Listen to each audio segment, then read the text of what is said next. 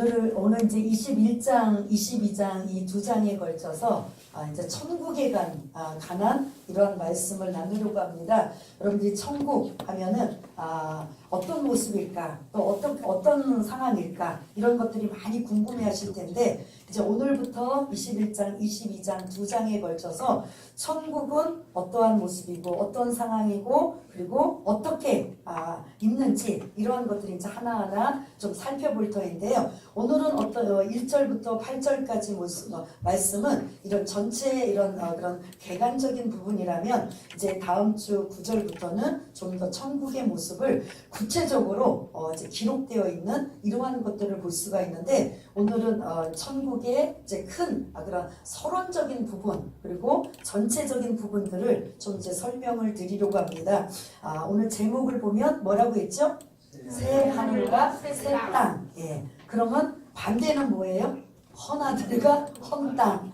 아니고 그 1절에 보면 그 두 번째 줄에 나오죠? 뭐라고 하죠? 처음 하늘과 처음 땅. 이렇게 지금 언급하고 있습니다. 그러면 천국이 시작되는 건 새 하늘과 새 땅이고, 그리고 이전에 그럼 하나님께서 창세기 1장 1절에 태초에 하나님이 천지를 창조하십니다라고, 그때 하늘과 땅을 창조하셨던 그 땅은 이제 어떻게 되느냐? 없어졌고라고 표현인데, 이건 조금 이제 번역상인지 아니면 이게 조금 애매하고, 사실은 처음 하늘과 처음 땅은 이 땅이 하나님이 창조하실 때 없어지라고 만든 땅이 아니잖아요. 아담 에덴 동산을 만드시고 그곳에 아담을 하나님께서 만드셔서 그 하나님이 창조하신 아름다운 곳을 마음껏 생육하고 번성하고 충만하게 누리라고 주신 그 땅입니다. 근데 뭐가 들어왔어요? 죄가 들어오는 바람에 하나님이 창조하신 그 땅과 하늘이 어떻게 되면 그 인간의 죄악 때문에 부패하고 변질되고 타락하게 되는 이러한 상황이 있습니다. 그래서 하나님께서는 다시 그 처음 하늘과 처음 땅은 어떻게 그 5절 말씀 우리 한번 또 계속 본문을 좀 펼쳐주시길 바라겠습니다. 5절에 보면 두 번째 또 문단입니다. 내가 만물을 뭐 한다고 그 다음에 나오죠? 새롭게 하느라. 그래서 처음 하나님이 창조하신 그 땅과 하늘을 완전히 없애고 새로운 하늘과 새로운 땅을 다시 창조한다라는 게 아니라, 새롭게 한다라는 건 다시 갱신하고 변화시킨다라는 거예요. 그래서 교체해서 딱 갈아엎어버리고 아무것도 없는 상황에서 새로운 새 하늘과 새 땅을 만드시는 게 아니라, 처음 하늘과 처음 땅이 처음에 하나님의 의도는 선한 의도로 창조하셨습니다. 그러나 사단 때문에 이제 죄악이 들어와서 이 모든 처음 하늘과 처음 땅은 부패하고 타락하고 변질되어 이러한 땅에 하나님이 변화시키고 갱신되어서 5절에 있는 말씀을 근거로 한다면, 내가 만물을 모아노라 새롭게 하신다라는 거죠. 갱신하고 변화시키고 달라지게 한다라는 거죠. 다 갈아엎어버리고 다 없애버리고 그래서 이제 다시 창조하겠다, 그런 것이 아니에요. 그러면 저와 여러분들도 그러면 문제가 생기는 거예요. 저와 여러분들도 완전히 이전의 죄악 때문에, 이전에 잘못된 것 때문에 갈아엎어버리고 다시 없애버린다면 우리는 천국에 갈 이유가 하나도 없는 거예요. 지금 이 땅에서 죄악된 세상에서 부족하고 연약하고 실수하고 잘못하는 부분이 있어도 하나님은 우리를 새롭게 하시는, 변화시키는 하나님의 은혜와 능력이 있다는 겁니다. 그래서 천국에 가면 그 새하늘과 새 땅에서는 저와 여러분들이 단장한 신부처럼 가장 그 아름다운 모습, 저와 여러분들이 가장 아름다운 모습은 언제였을까요? 저렇게 아이였을 때일까요? 그게 아니라 신랑 신부, 마치 결혼할 때 최고의 아름답게 꾸미고 가꾸고 그리고 한참 때인 그러한, 아마 그럼 앞으로 이제 21장 22장에 등장할 텐데요. 천국에서는 저와 여러분들이 만약에 죄악에 찌들고 그리고 여러 가지 어려운 상황에 질병 가운데 연약하고 볼품없고 초라한 모습으로 천국에 그대로 있다면 이거는 아니겠죠. 천국의 저희들의 모습은 완전히 하나님이 새롭게 하셔서 변화시켜 주셔서 저와 여러분들이 가장 아름다운 모습으로 함께하는 곳이 어디냐? 천국의 모습이라는 거죠. 그게 바로 새하늘과 새 땅이 하나님께서 만물을 새롭게 하셔서 변화시켜서 하나님이 갱신하게 하는 이러한 것이 천국의 모습. 그러려면 우리가 그 천국 가기 전까지 이 땅에서는 어떻게 살아야 되는가? 그게 오늘 1절부터 8절까지를 우리 한번 다시 한번 생각해 볼 수 있는 말씀입니다. 1절 마지막 문장에 보면은 뭐가 등장하죠? 제가 여태까지 새하늘과 새 땅도 말씀드렸고 처음 하늘과 처음 땅도 말씀드렸는데 거기에 이제 또 뭐가 하나 지금 남아있어요? 바다가 남아있어요. 그래서 이제 일부 예배 때도 우리 여자분들은 이 바다를 어디가 답답하고 막 마음이 울적하면 어디 가고 싶어요? 바다 가고 싶어서 막 트인 곳에. 하지만 성경의 바다는 그런 뜻이 아니고 악의 세력의 상징이에요. 세상을 뜻하는 상징이에요. 그러니까 좋지 않는 이런 것이에요. 그러니까 바다도 다시 있지 않더라. 그래서 천국은 바다, 이 악의 세력, 이 악이 공존하고 있는 이 세상에 이러한 곳에 어떤 것이냐? 4절에 사실은 천국의 모습은 이러한 것들이 없습니다 라고 하는데, 반대로 말한다면 이 바다와 같은 악의 세력이 공존하고 있는 이 땅은 사절과 같은 것들이 공존하고 있다는 거죠. 우리 한번 4절을 또 한번 읽어보겠습니다. 시작.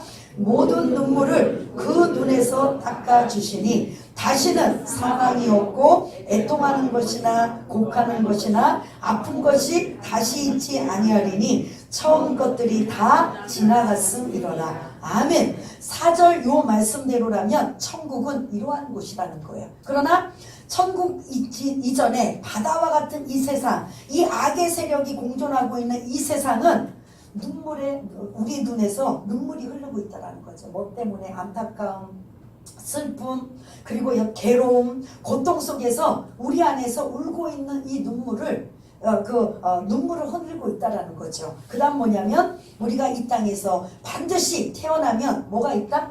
죽음이 있다라는 거죠. 사망이 있고, 그리고 애통하는 것, 뭔가 각자의 모습은 다르지만 여기 계신 분들이 다 100% 나는 만족합니다, 나는 이것이 천국입니다, 이런 사람은 아마 없을 거예요. 뭔가 이 중에 어떤 분들은 건강이 여의치 못해서 애통하는 자가 있을 것이고, 어떤 분들은 물질 때문에 애통하는 자가 있을 것이고, 어떤 분들은 또 말할 수 없는 또 자식 때문에 애통하는 자가 있을 것이고, 그 외 이런저런 남이 알지 못하는, 아니면 남이 안다 할지라도 해결받지 못하는 이러한 연약함, 그리고 안타까움, 아픔들이 우리에게는 다 있다라는 거죠. 지금 이 세상은요. 그러나 천국은 그런 것이 아니라는 겁니다. 그러나 이 땅에 살아가는 동안 곡하는 것이나 아픈 것이나 질병이나 이런 것들이 있을 수밖에 없다라는 거예요. 그래서 저와 여러분들은 뭐를 사모해야 되냐면 천국을 사모해야 된다는 거죠. 그 천국은 지금까지 아프셨던 분들 천국 가면 모두가 건강해져요. 우리 서순옥 지사님 저보고 눈 마주쳐서 웃는데, 허리, 고질병과 같은 허리, 그때는 꼿꼿이 서서, 우리 서순옥 집사님 가장 어릴 때 결혼 몇 세 때 하셨어요?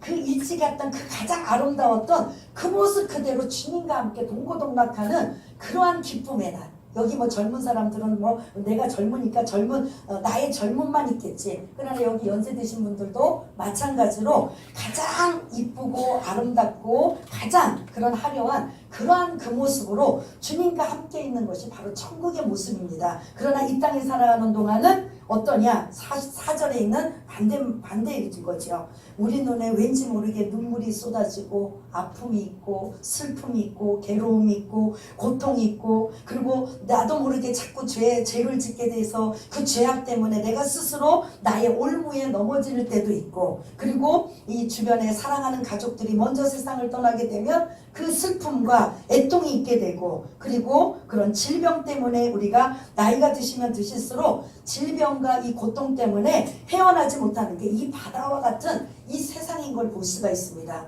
그래서 힘들고 어려운 사람들은 반드시 뭘 소망하냐면 천국을 소망한다라는 거죠. 근데 지금 여기 계신 분들이 이제 다 얼마나 이제 그 마음의 상태들이 어떤지는 잘 모르겠지만, 이곳에서 편안하고 안락하고 아무 문제 없는 사람은 천국을 소망하지 않아요. 왜냐? 이 땅에서도 재밌는데, 이 땅에서도 즐거운데. 근데 반대로 이 4절처럼 눈에서 왠지 모르게 눈물이 막 나오는 애통함, 슬픔, 괴로움, 고통, 그리고 그런 질병 가운데 고통당하고 있는 이런 힘들고 어려움, 그것뿐이겠습니까? 외부적으로 압력을 가하고 괴로움을 당하고 고통당하고 있다면 여러분들이 예수 믿을 때 뭐 하냐면 주님 빨리 좀 오세요 이러고 바라고 소원하는 거죠. 그러니까 두 가지 중에 하나예요. 주님 나를 불러가 주시든가 아니면 주님이 빨리 오시든가 똑같은 소리예요. 내가 지금 이 땅에서 죽게 되면 어디 가요? 천국 가는 거고, 내가 죽기 전에 주님이 재림주로 오시면 그때 우리도 또 천국 가는 거예요. 그러니까 힘들고 어렵고 신앙생활 하는데 이 요한계시록을 기록할 당시에 1차 독자, 제가 계속 1장부터 말씀드린 것처럼 편안하게 안락하게 아주 그런 좋은 환경에서 신앙생활한 사람들을 대상으로 요한계시록을 썼다. 맞아요? 틀려요? 예? 맞아요? 틀려요? 틀려요. 반대예요. 우리나라 일제시대처럼, 우리나라 공산치하처럼 너 예수 믿을래 안 믿을래, 그리고 너 로마 황제를 섬길래 안 섬길래, 그거 하나 때문에 불이익을 당하고 그런 여러 가지 아이들이 학교를 보내지 못하고 그리고 경제적으로 많은 어려움을 당하고 심지어는 이렇게 예배드리다가 발각이 되면 잡혀가서 십자가형에 죽임을 당하는 이러한, 그러다 보니까 자꾸 땅속으로 숨어 들어가서 우리끼리 모여서 누구에게 그런 압박을 받지 않고 우리끼리 예배드리고 우리끼리 모여 살자. 그래서 카타콤이라고 해서 지하 땅굴을 파가 더 깊이 파가지고 그들끼리 그냥 해도 보지 못하는 상황에 그들이 모여서 예배드리고 그들이 모여서 찬송하고 이러한 모습을 볼 수가 있습니다. 그래서 요한계시록을 기록할 당시에 1차 독자는 예수 믿는 것 때문에 핍박을 당하고 예수 믿는 것 때문에 고통과 어려움을 당하고, 그래서 그 예수 믿는 것 때문에 살 수가 없는 거예요. 둘 중에 하나예요. 내가 예수 믿는 걸 포기하면 이런 압박을 당할 필요가 없어요. 근데 반대로 나는 끝까지 예수를 믿겠다라고 한다면 이 고통과 고난은 말할 수가 없는 거예요. 목숨 걸고 신앙생활을 해야 된다는 거죠. 이게 1차 독자예요. 근데 지금 우리 21세기에 저와 여러분들은 이렇게 목숨 걸고 예수를 믿는 사람 과연 얼마나 있을까? 내 자유의지를 가지고 내 그런 믿음을 가지고 예배생활하고 신앙생활하고 예수 믿는 이러한 상황이 어떻게 보면 더 힘들어요. 옛날에는 막 총칼을 들이대고 막 압박하고 막 그냥 그 옛날 여기 어르신들 막 교회 못 가게 하고 막 방해하면 어떻게 해요? 더 가고 싶고 더 열심히 하잖아요. 근데 그냥 풀어놓으면 오늘은 좀 타협하잖아요. 오늘은 날씨가 왜 명절도 지나고 갑자기 추워졌지? 좀 쉴까? 또 비가 오네? 눈이 오네? 이러면서 이제 나 혼자 몸도 찌뿌듯하고 너 몸살기도 있는데 오늘 좀 쉴까? 라고 자꾸 예배드리는 걸 자꾸 타협하고 그리고 이렇게 내려놓게 되는데, 여러분들 뭐 옛날에 만약에 막 그냥 남편이 아내가 아니면 부모님이 막 예수 못 믿게 하고 막 그냥 머리를 잘라버리고 문을 잠가버리고 뭐 어떤 식으로 한다면 그때 여러분 어떻게 할 것 같아요? 타협하는 사람도 있지만 대부분의 사람들은 어떻게든 교회 가고 싶은 그 열망과 열정, 마치 자녀들이 연애하는데 마땅치 않는 그런 사귀고 있으면 어떻게 해요? 막 못 만나게 하면 어떻게 해요? 그 딸이 막 더 만나려고 어떻게든 막 도망 나가고 하는 것처럼 예수 믿는 것도 그렇게 하잖아요. 그런 시절은 정말 목숨 걸고 예수를 믿었는데 지금 저와 여러분들은 어떤 상황이냐 이거죠. 정말 이렇게 힘들고 어려운 상황, 예수 믿는 것 때문에 막 불이익을 당하고 어려움을 당하고 고통을 당하고 그래서 막 그냥 여러 가지 곤란과 한란과 핍박을 당하는 지금 이 시대에 저와 여러분들에게 그런 시대가 오면 과연 우리는 얼마나 예수를 잘 믿을까 한번 생각해 봐야 된다는 거죠. 어떻게 하느냐? 그러면 그런 상황에 우리가 예수를 어떻게 하느냐? 7절에 보면 이겨야 된다라는 거죠. 예수를 잘 믿기 위해서는 이기는 자, 사실 오늘 제목을 이기는 자라고 제가 사실은 쓰고 싶었습니다. 근데 이제 21장과 22장 전체를 천국에 관한 모습으로 이제 설명을 드려야 되기 때문에 새하늘과 새 땅으로 제목을 붙였지만 우리들의 신앙 한 사람 한 사람으로서는 이기는 자가 되어야 되는 거예요. 누가 뭐라고 해도 나는 목숨 걸고 예배드리겠다. 누가 뭐라고 해도 나는 누가 나를 끊어놓는다 해도 나는 예수 믿어야 되겠다. 이런 것들을 여러분들이 이기는 자가 되어야 될 줄 믿습니다. 근데 그 이기려면 내 힘으로 이겨낼 수가 없어요. 반드시 6절에 하나님을 의지하고 믿어야 됩니다. 우리 한번 읽어보았지만 6절을 한번 읽겠습니다. 시작. 또 내게 말씀하시되 이루었도다. 나는 알파와 오메가요 처음과 마지막이라. 내가 생명수 샘물을 목마른 자에게 값없이 주리니. 아멘. 여기서 하나님의 성품, 즉 예수님의 세 가지가 지금 등장하고 있어요. 이루었도다. 이게 어디서 하신 말씀이죠? 다 이루었도다. 십자가상에서 너희들의 죄악의 문제를 내가 다 나의 그런 속죄제물로 다 이루었도다. 마귀는 우리의 죄를 가지고 정죄하고 판단하고 네가 무슨 하나님을 믿어, 네가 무슨 천국을 가 라고 우리를 갖은 방법을 할지언정 그 죄 때문에, 그 죄의 죄책감 때문에 우리가 견디지 못하였는데, 예수님이 십자가상에서 모든 죄 없으신 예수님이 죄 문제를 해결해 주셔서 테텔레스타이 다 이루었도다 라고 하면서 우리를 구원하신 구원의 길을 주님이 열어놓으셨단 말이에요. 그러니 저와 여러분들이 이렇게 구원받은 하나님의 자녀가 된 것을 믿으시기를 바라겠습니다. 두 번째는 알파와 오메가요 라고 했어요.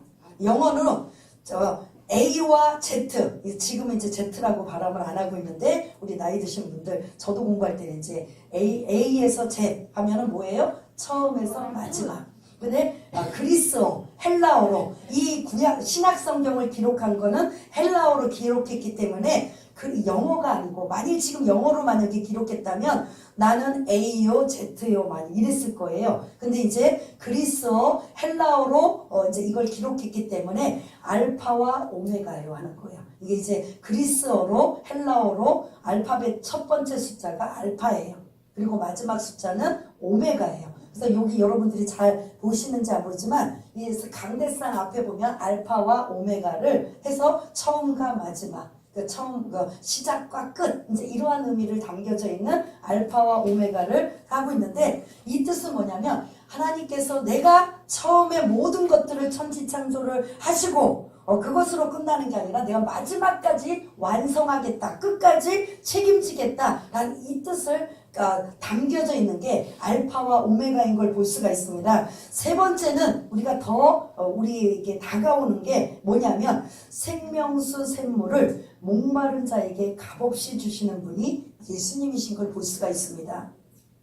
우리는 목말라요. 여러 가지 물질 때문에도 목마르고, 여러 가지 또 정에 목마르고, 그리고 믿음에 목마르고, 사랑에 목마르고, 여러 가지 세상의 모든 이런 제약이나 이런 것들로 우리는 늘 목마른 자로 살아갈 수밖에 없습니다. 그 목마름의 해결을 해결할 자가 누구시냐면 생명수 샘물이 되시는 예수님을 의지해야 된다라는 거죠.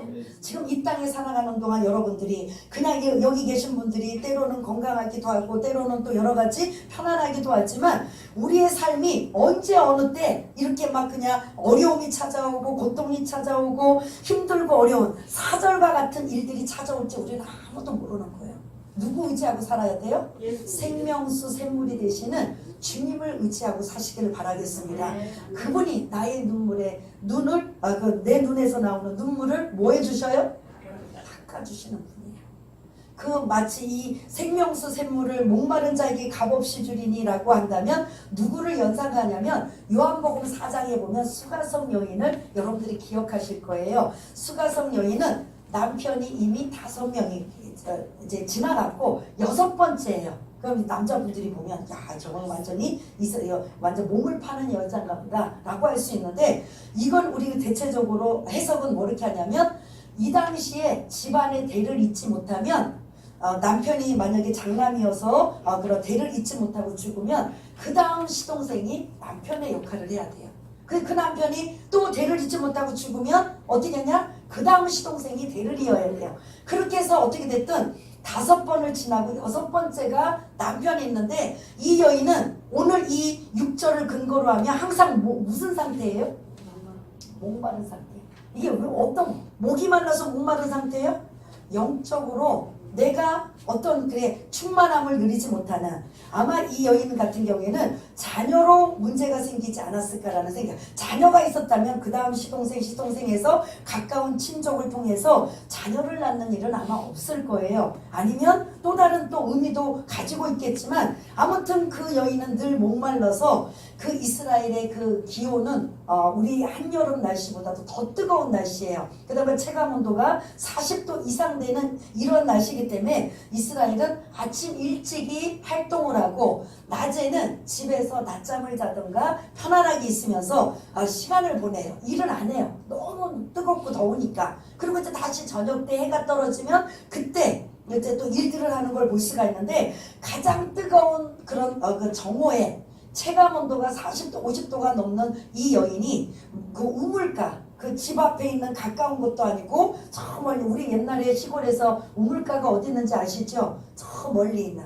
그 더운 날 그 물동이를 이고 물을 길러 나가는 거예요. 왜? 사람들의 시선을 받지 않기 위해서.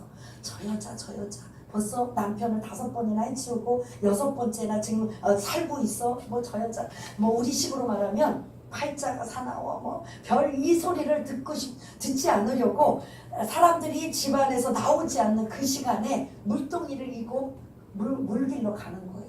왜냐하면 아침과 저녁은 동네 사람들이 물 길러 다니니까 그거를 피하기 위해서 물 길러 가는데 거기 누가 계셔요?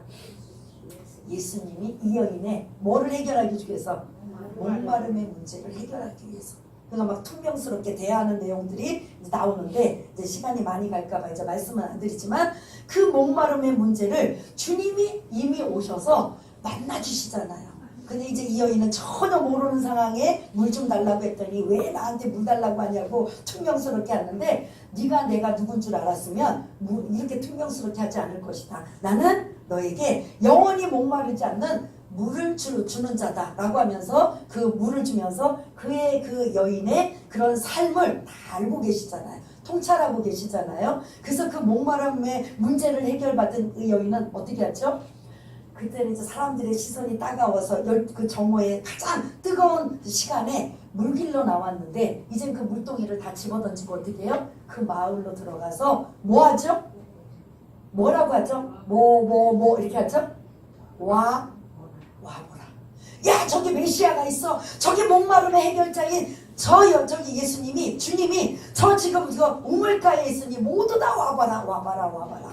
내가 여러분들이 나를 정말 팔자가 사납고 나를 무시하고 나를 없어지고서 내가 이 정오에 나가서 여러분들의 시선을 내가 피하기 위해서 왔던 내가 이 목마름을 해결할 수 있는 그런 자, 이분이 지금 계시니 나뿐만 아니라 여러분들도 와서 그 주님을 만나세요라고 하는 목마름의 해결자는 바로 예수님이신 걸 볼 수가 있습니다.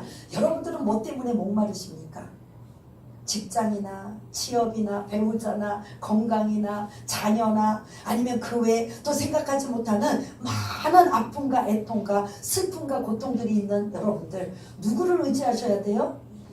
생명수 샘물이 되시는 주님을 의지하셔서 그분이 그 생명수 샘물을 목마른 자에게 줄 때 10,000원씩 주시고 1,000원씩 주시고 10만원씩 주시나요? 값없이 공짜 주시는 거예요.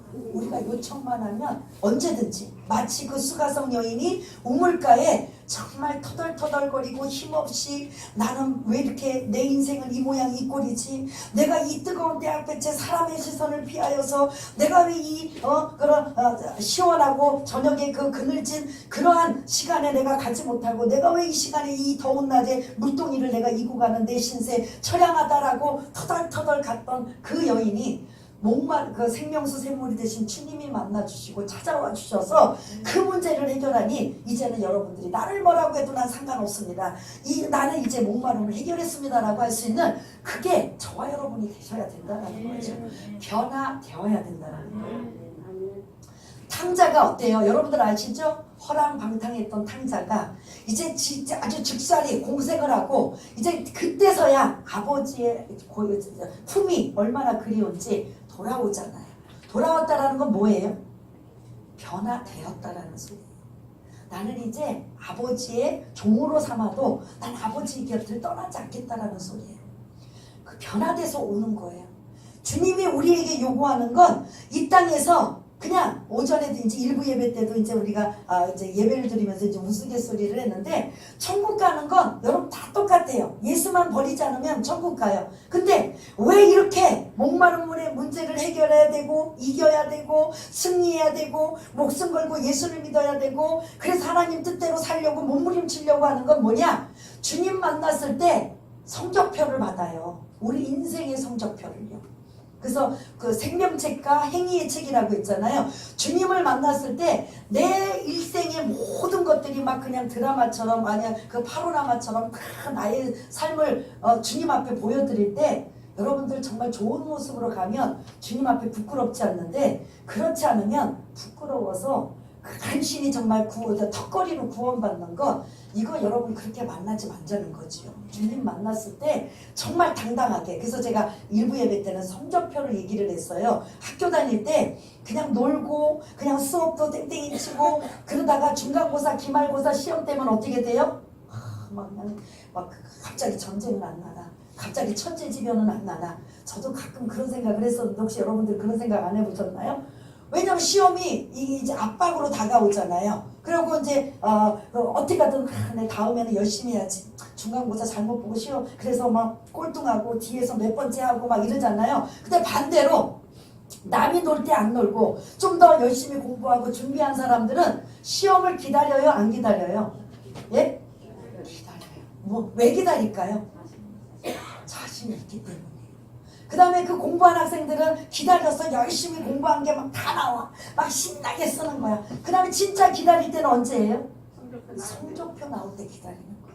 성적표 나오면 우리도 이렇게 보면 그냥 딱 본 순간 그래 내가 공부한 만큼 나오고 몇 등이지 그래 하지. 근데 옆에서 놀고 공부도 안 하고 땡땡이 치고 그냥 어떻게 그냥 문제도 답을 모르니까 막 대충 해서 성적표가 안 좋은 그 친구 그날은 어떨 것 같아요? 기분이 좋을 것 같아요?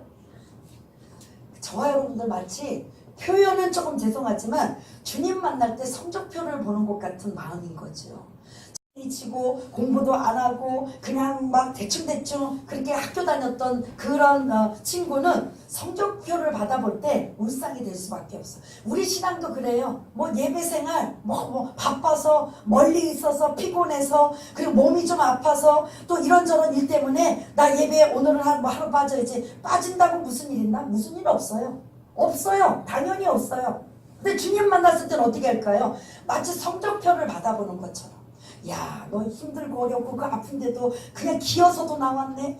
그냥 너 그냥 지금 막 엄청나게 바쁜데도 막 나왔네. 그냥 나 속이 쓰리고 아프고 막 견딜 수 없는 괴로움이 있는데도 나왔네. 그게 우리 그런 신앙의 성적표라는 거죠. 여러분들은 주님 앞에 섰을 때 어떤 성적표를 받기를 원하겠습니까?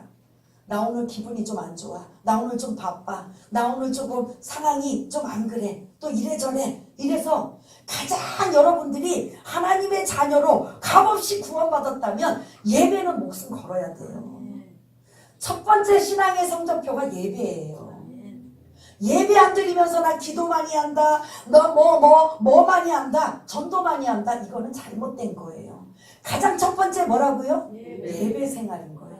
예배는 찬송과 기도와 그 헌금과 말씀과 이 모든 것들이 종합으로 이루어져서 여러분들이 내 마음 내 생각 다 내려놓고 하나님 앞에 진심과 전심으로 예배 드릴 때 하나님이 어떻게 우리가 이제 오후에는 성경 공부를 하고 있는데 그렇게 헌금을 드리고 기도를 드리고 그리고 우리의 그런 헌신을 드리면 하나님께서 임하시는 하나님의 임재와 은혜와 영광이 여러분들을 편안하게 하시고 그리고 문제를 해결하게 하시고 기쁨과 감사와 은혜가 넘치는 이러한 임재로 여러분들에게 임한다라는 거죠. 그래서 여러분들이 목숨 걸으셔야 돼요. 예배는요.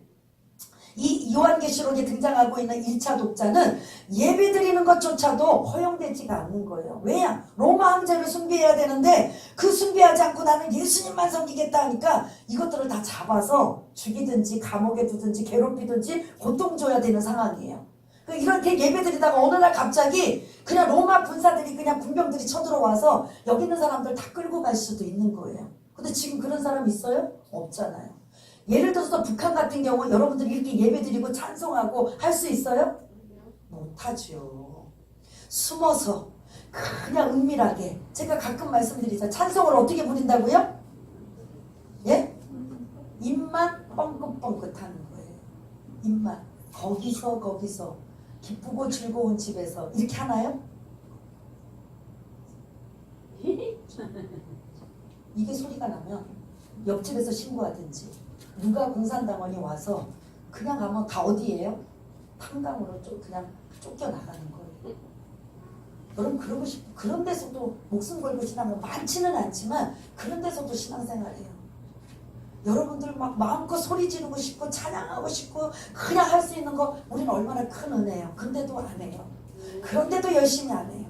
그러면 우리 한번 신앙생활을 돌이켜봐야 된다는 거죠. 오늘 7절 제가 제목으로 붙이고 싶었던 첫 문장이 뭐죠? 이기는 자가 되시길 바라겠습니다. 여러분 주님 만났을 때 우리 홍성화 성도님 말씀하신 것처럼 천국 가면 되잖아요. 맞아요. 천국 가면 되는데 그렇게 천국 가기 위해서 우리 환경과 그런 상황과 그런 모든 것들이 가로막고 제약을 주고 여러 가지 어려운 여건들이 오면 어떻게 하느냐? 자꾸 걸려 넘어져서 신앙생활에 자꾸 장애가 될 수가 있어요. 그럼에도 불구하고 나는 7절 첫 문장처럼 뭐한다? 이기는 자가 되리라. 이기려면 내 힘으로 안 돼요. 6절에 있는 말씀 생명수 샘물을 주시는 그 주님을 의지해야 된다라는 거죠. 나의 연약함을 아시는 하나님, 나의 부족함을 아시는 하나님, 나의 그런 죄악을 알고 계시는 하나님, 생명수 샘물이 되시는 그 주님을 의지하면서 나의 영혼의 목마름을 해결하고 그리고 그분을 의지하고 의탁하며 이기고 승리하는 자가 되시기를 바라겠습니다. 이제 마무리를 하려고 하는데 8절에 보면 우리 한번 8절에 지옥 가는 유형들이 지금 등장해요. 7절에 이기는 자는 천국 가지만 8절에 지옥 가는 유형들 우리 한번 읽어보겠습니다. 시작. 그러나 두려워하는 자들과 믿지 않은 자들과 흉악한 자들과 살인자들과 음행하는 자들과 점술가들과 우상숭배자들과 거짓말하는 모든 자들은 불과 유황으로 타는 못에 던져지리니 이것이 둘째 사망이라. 아멘. 두려워하는 자들도 지옥 간다? 이거는 이 당시 요한계시록을 기록할 당시에 이 예수 믿는 사람들이 가장 두려워하는 게 뭐예요? 누구를 두려워해요? 로마 황제를 두려워하는 거.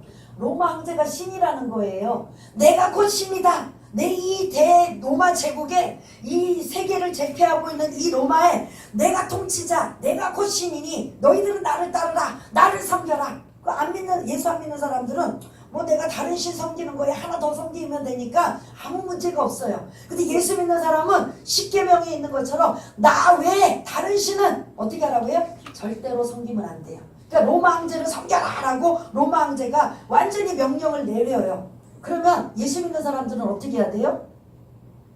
이제 두려워질 거예요. 이거 어떻게 하나? 하나님 아시죠?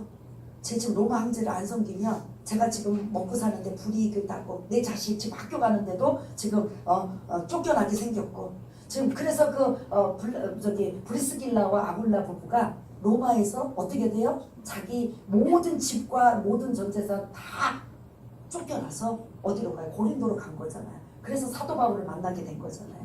그렇게 쫓겨나기도 하고 불이익을 당하고 하는 이런 상황에 가장 먼저 우리에게 오는 게 뭐냐면 두려움이에요. 어떻게 할까? 나 예수를 믿어야 되나? 포기해야 되나? 아니면 잠시 방학해야 되나? 두려움이에요. 이게 여기서 아니 뭐 두려워하는 자들이 지옥 가? 라고 우리 생각에 정서로 생각하면 안 돼요. 로마 황제를 신으로 섬기는 부분에 대해서 고민하는 거예요. 지금 내가 섬겨야 돼? 포기해야 돼? 내가 로마 황제를 섬긴다면 지금 하나님도 섬기고 로마 황제도 섬기면 뭐가 돼요? 두 신을 지금 섬기는 거예요. 그럼 이건 하나님이 원하지 않나? 그럼 내가 어떻게 해야 돼? 여기서 내가 이겨야 돼? 져야 돼? 어떻게 해야 돼요? 이기면 죽음을 죽으리라는 거죠. 내가 로마 황제를 섬기지 않고 불이익이 생기고 왕따를 당하고 그런 따돌림을 당하고 소외감을 생기고 여러 가지 불이익을 죽음이 온다 할지라도 나는 이기는 자가 될 거야 라고 하면 이분은 천국이지만 이게 안 되니까 두려워서 떨어서 어떻게 하냐면 하나님 아시지요? 자 잠깐 방학할게요. 제 형편 아시지요? 지금 당장 먹을 것들이 없고 지금 자식은 학교를 못 가게 됐고 쫓겨나게 생겼는데 하나님 잠시만 용서해 주세요 라고 로마 황제를 섬길 수밖에 없고 타협을 해야 장사를 해먹을 수 있고 먹고 살 수가 있는 이러한 제도를 만들어 놨어요. 그러니 어떻게 하겠어요? 두려워 떨어서 타협하면 결국은 예수를 믿게 되는 일들이 배교하게 된다는 거죠. 그래서 이 두려움이 등장하고 있고 8절 이 마지막에 보면 거짓말하는 자. 거짓말한다고 지옥 가나? 그럼 우리는 얼마나 거짓말하는데, 그런 의미가 아니라 거짓 그리스도 이단들, 적 그리스도를 거짓말로 복음을 왜곡시키고 잘못되게 전달하는 이러한 거짓말하는 자들, 이 모든 것들을 포함해서 지옥 가는 이러한 자. 그래서 저와 여러분들은 어떻게 주님 만났을 때 신앙의 성적표를 잘 받을 수 있는 모범적인 저와 여러분 되시길 바라겠습니다. 주님이 얼마나 정말 좋으시냐면, 저는 직접 본적 보여주시면 우리는 죽을 수밖에 없죠. 죄인이기 때문에 음성만 듣고, 그리고 지금 주님이 나와 함께 계시다라는 걸 알고 있는 이 상황만 돼도 얼마나 기분이 좋고 얼마나 그게 천국 같은지 몰라요. 그런데 직접 만나면 어떨 것 같아요? 이건 엄청난 거죠. 오죽하면 변화산에서 베드로와 요한과 야고보가 뭐라고 하죠? 뭐하니? 여기가 좋사오니. 우리 안 내려가지 맙시다. 그냥 여기가 좋사오니. 그럴 정도로 변화산에 주님이 변화된 모습만 보고도 여기가 좋사온데, 우리가 지금 함께 하시는 천국에서 그 주님을 함께 하실 때 그때야 우리는 말할 수 없는 거죠. 그래서 잠깐 우리가 이 땅에서, 그게 여러분들 앞으로 뭐 50년을 사실지 아니면 100년을 사실지는 모르지만 그건 잠깐이에요. 영원히 사는 곳은 어디예요? 천국입니다. 그 천국에서 영원히 살 때 첫 주님을 만날 때 우리 신앙의 성적표를 어떻게 하실 거예요? 그냥 놀고 그냥 땡땡이 치고 그냥 막 맘대로 해서 그냥 간신히 턱걸이로만 구원받으실 겁니까? 그러면 나름대로 야, 얘는 참 힘들었고 어려웠는데도 끝까지 믿음을 잃지 않고 포기하지 않고 예배생활 목숨 걸고 예배드리고 그리고 정말 신앙생활 잘했다, 이러한 신앙의 성적표를 받으실 겁니까? 그거는 여러분들한테 선택에 달려져 있어요. 신앙의 성적표를 나는 어떻게 받을까? FFF 가가 받을 것인가? A로 받을 것인가? 아니면 수으로 받을 것인가? 신앙의 성적표, 그건 여러분들의 몫이에요. 저는 그냥 전해만 드리는 거죠. 그러나 방법은 생명수 샘물이 되시는 그 주님을 의지하고 의탁하시는 믿음의 사람들이 다 되시기를 바라겠습니다. 우리 한번 289장 찬송을 한번, 자막이 없거든요. 역시 또 우리 또 능력이 있으시니까 우리 주사님 289장 또 바탕화면에 있으니까 우리 한번 오늘 말씀을 떠올리면서 나의 신앙의 모습은 어떤가, 이런 것들을 한번 돌아보면서 289장 찬송을 드리겠습니다. 기도하는 마음으로 한번 부르겠습니다.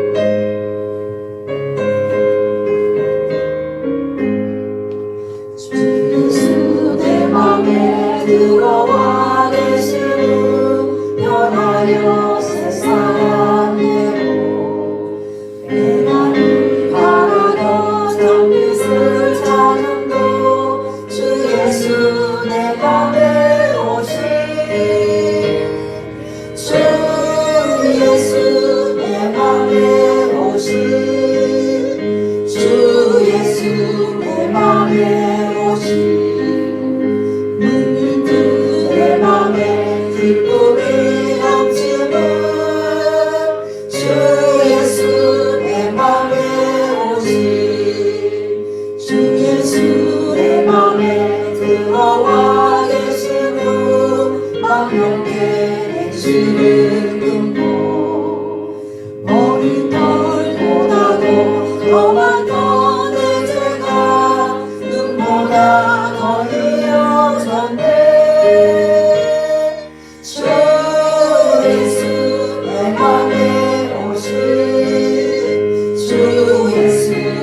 맘에 오신, 내 맘에 기쁨이 넘치는 주 예수 내 맘에 오신, 내 맘에 소망을 든든히 가지는 주 예수 내 맘에 오신, 의심의 구름이 사라져버린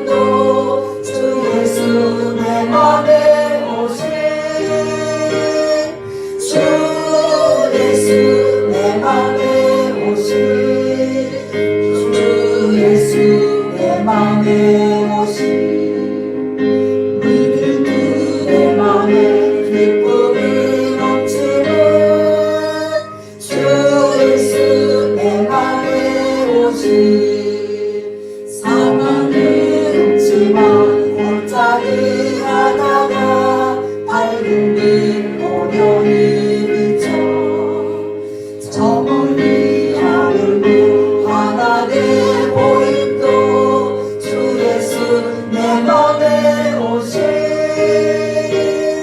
주 예수 내 맘에 오시 주 예수 내 맘에 오시 눈이 내 맘에 기쁨이 넘치면 주 예수 내 맘에 오시 내가 저 전성에 올라가 살기는 주 예수 내 맘에 오시 전성에 올라가 주님을 배우니 그 기쁨 비길 데 없네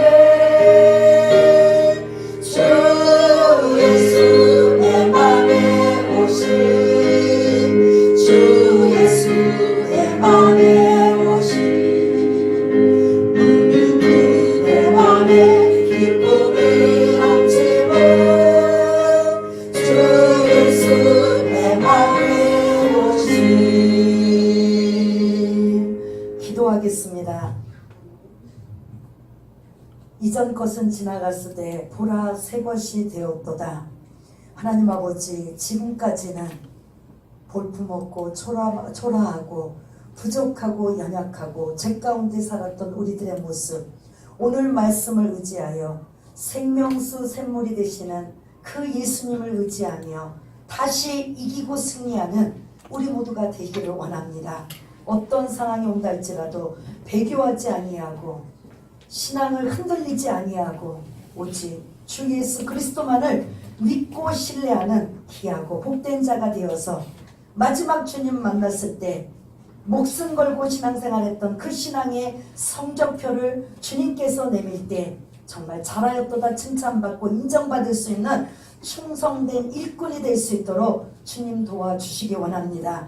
지금까지 잘못한 거, 지금까지 부족한 거, 지금까지 연약한 거 주님께서 용서해 주시고 다시금 우리가 이 시점을 통해서 다시 새 출발로 열심히 다른 박질할 수 있는 저와 여러분들이 되어서 주님을 만날 것을 기대하고 소망하며 그 신앙의 성적표를 내가 학교 다닐 때 좋은 성적표는 아니었지만 내가 지금부터는 신앙의 좋은 성적표를 주님 만날 때 그 성적표를 받으리라는 그 마음을 가지고 열심히 선한 싸움을 싸울 수 있는 이 자리에 있는 모든 분들이 다 될 수 있도록 주님 도와주시옵소서. 모든 것 감사드리오며 사랑이 많으신 우리 주 예수 그리스도 이름으로 기도드리옵나이다. 아멘.